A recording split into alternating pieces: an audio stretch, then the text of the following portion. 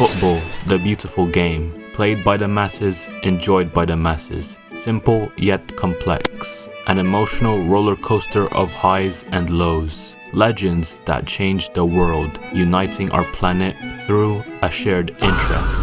And today we're combining it with Naruto. Why am I doing this? I don't know, I'm kinda unemployed. But rewatching Naruto again, especially the Chunin exam arc, I just thought the characters are explored in so much depth. And for some reason, I just connected their personalities along with their strengths to see what position they would be good at in football. And yeah, that's how I thought of this video. Crazy. But before we start our Berlizzi level yap, I will only be using the Genins from OG Naruto, plus Shikamaru, as I'm still on my rewatch. With that said, enjoy the video. To quickly start, the formation we'll be using today is the classic 4-3-3, and I'm not gonna elaborate or try to explain why this formation is the best or how it works, as I simply lack ball. So moving on, we're now arranging our set pieces. So first up for free kicks, we have Sasuke, Temari, and Kankuro. Sasuke and Temari would directly shoot at goal, as Sasuke is very precise with his Sharingan, while Temari, who specializes in long form combat and being physically powerful, would just thunder it top bins. While on the other hand, Kankuro would be swinging the ball into the box to set up the better players for a header. With that mentioned, Kankuro will also be on corner kicks for that same reason. Finally, for our penalty taker, we have Naruto. The only logical answer I have for this is main character privileges. So if you feel like it should have belonged to someone else, then fight me in the comments. Now that we got our formation and set pieces mentioned, it's time to talk about this squad's captain, who you wouldn't guess is Shikamaru. Out of all the contestants in the Chunin exam, he was the only one who graduated and was the guy to lead the Sasuke recovery mission. With that under his belt, he has experience as a leader, knows his squadmates personally really well, and is the most intelligent in the group. So overall, he gives full chemistry to the squad and is the person the manager should talk to get his tactics around the team. Continuing on to our manager, we appoint Kakashi, the Zinedine Zidane of the ninja world, and just like him, he gains instant respect in any locker room he's in, as he's up there in the GOAT debate for Konoha's midfielders. Lastly, with him also being smart or equally smart to Shikamaru, I believe Kakashi would look at these players and tell them to pass to Sasuke. Before we start talking about our defenders, let's quickly decide who will be on the bench. First up, Tenten. Explanation, she's sorry.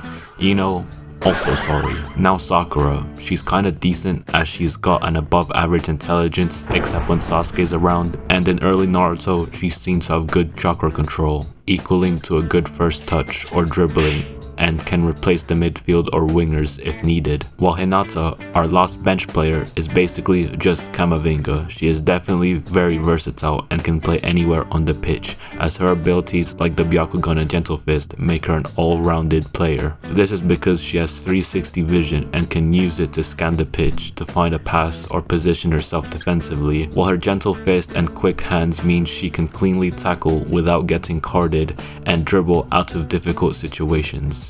With that said, let's move on to our defenders. So, starting at the sticks, we have Gaara of the Sand, and looking at his abilities, it's a no-brainer. As his sandbending abilities is renowned for its defense, even rumored to be impenetrable. Alongside that, Gaara, just like Temari and Kankuro, is also specialized in long-form combat, so you know that distribution and counterattack is gonna be nasty. Lastly, with Jinchurikis having an ungodly amount of chakra, Gaara would have a lot of stamina, which really isn't that important considering that goalkeepers run on average about 3 miles compared to outfield players who average 6 or more, but it's a nice addition. With all my points said, if Gaara were to be a football player, he would be Courtois, as like him, he would have a legendary shot-stopping ability, while being able to set up a quick counter as well. Moving on to our center-back pairing, we have Shino and Choji. Starting off with Shino, his bug abilities are comparable of that to Gaara,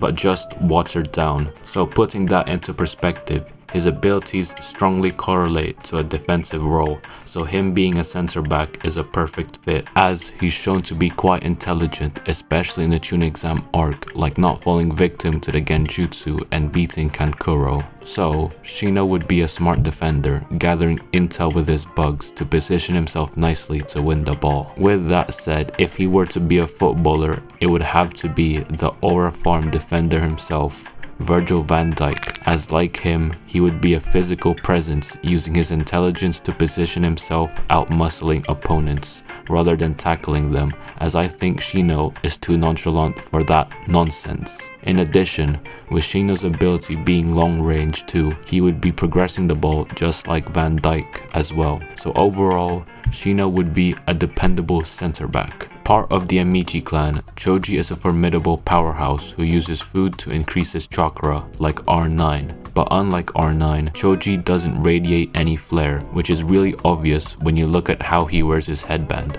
So in this team, I think he is more suited to be a center back and is lucky not to be in goal. Anyways, his physical and dumb with getting rage baited with the word fat as his main weakness. So the perfect player to compare him to is Arajo, as I think Choji is an on his day type of player, since he might give you glimpses of Maldini or glimpses of a here we go. Or he might be an Upamecano, where he is class week in week out but turns into a bronze card when up against bigger opponents. To conclude, he has the great attributes to be a center back, especially in physicality.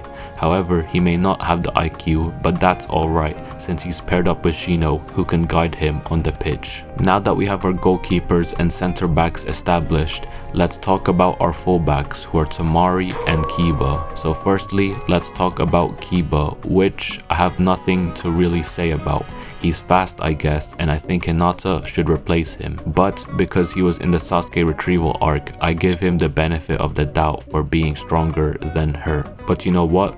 I'm replacing Kiba in the starting 11 with Hinata, as she has her gentle fist, so she's a good tackler. Fast with her hands, equating to fast feet. Also, with her 360 vision, she can just see the whole pitch, positioning herself in the defense or sniff out an open teammate, stating my points earlier. So with replacing Kiba, we essentially upgraded to Reece James, as Hinata is a do-it-all type of player and is much more versatile than Kiba's sorry ass. With that, by demoting Kiba, we have just made our defense a lot more stable with Hinata. Lastly, at our left back position, we have Tamari, who strangely resembles Roberto Carlos, as like him, Tamari is shown to be strong, reckless, and a bully, which aligns with Roberto Carlos defensively, since he isn't afraid to put in a tackle, unlike Shino, who doesn't gamble about his aura. While attacking wise, they would both share the same shooting ability,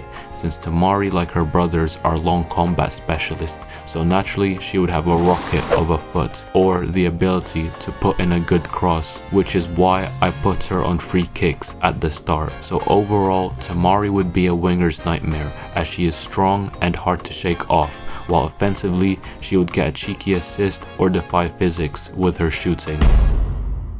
At central midfield, we have Kankuro, who will be a deep-lying playmaker in this team. With his puppetry and specialism in long-range combat, like his siblings, he can definitely dictate that midfield. Meaning, just like Toni Kroos, Kankuro would be an accurate passer and would be important to change the tempo of the game to disrupt the opponent's shape. Also, with his puppetry, he would be a deceptive player using basic skills to shake off his opponents, being press resistant and creating spaces as well. In addition, with the comparisons to Toni Kroos, I think Kankuro is defensively weak, just like him, since he lost to Shino, who was younger and less experienced than him, so putting him in a deep midfield role where he can set the play is best for him. To conclude, Kankuro is the Toni Kroos of this team, and next up, this player is literally one-to-one with Busquets. And who might that be, you may ask? If you guess Shikamaru, you are right.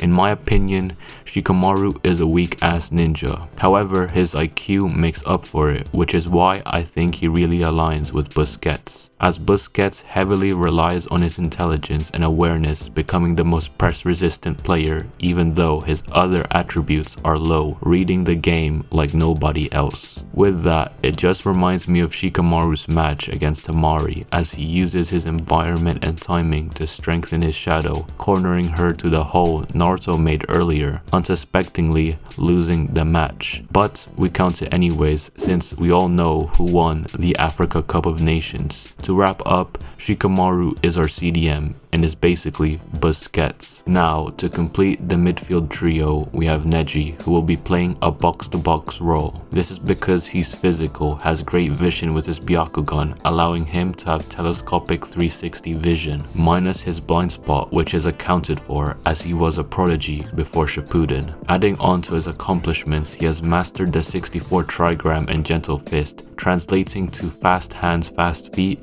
and disabling chakra in the ACL area cleanly. With that said, just like Hinata, Neji would be a complete all-rounded player in his position, so fittingly the only footballer he can be compared to is Yaya Toure, as he is the most complete midfielder that comes up in my mind, as he can defend, dribble, score, assist, playmake, outrun. You name an attribute, Yaya Toure ticks all the boxes. So, to end the midfield, Neji is going to be our 8, a terrifying force like Yaya Toure, being a workhorse like one of our other players, contributing offensively and defensively.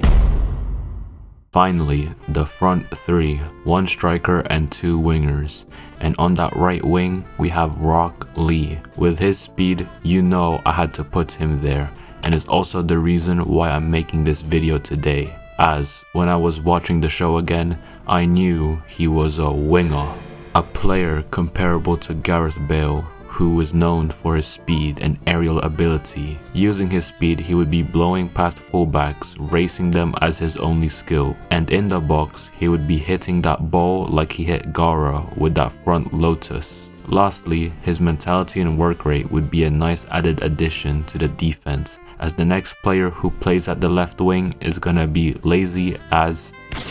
And that lazy fucker is Sasuke Uchiha, who you guess is Ronaldo. He is selfish, egotistical, with a somber backstory, and most importantly, he has an eye for a goal. His Sharingan can be used to predict the defender's movements, dribbling and blowing past them by copying Lee's speed. Forget to notice him and you concede a headbanger. Free kicks? The Sharingan is known for its accuracy, so you better bet it's going in. Also, not to mention, he can copy anything and use your skill moves against you. Yuck. So in conclusion, Sasuke is just Ronaldo. Finally, the main man himself, the Joga Bonito of this squad. At the 9, we have Naruto Uzumaki. The creativity, the power, the speed, he definitely matches that stocky Brazilian striker archetype, like Adriano and Endrick, but because Naruto is in goated territory, it's only fitting to compare him to R9. Before the rewatch, I would have said Giroud, but after the training with Jiraiya, he is without a doubt R9. Firstly, he has a bag on him, especially when he fought Neji and Zabuza, dribbling past their guard like how R9 would embarrass defenders. The power and speed shown when he fought Sasuke, who already copied Lee's speed and had been on PEDs, going band for band with him. Overall, Naruto and R9 have some strong similarities, especially with flair and power. However, with R9 being lazy at training, it wouldn't fit Naruto's image, who is a hard-working ninja, but besides that, they are alike. So, to wrap up this video, this is what the final 11 would look like, and these are the 11 players who are the most comparable to them. And with that said, I did see that crazy eFootball collab. So comment down below if you agree with this 11, or if I should change a character to another position, or just say that I have no ball knowledge. And yeah,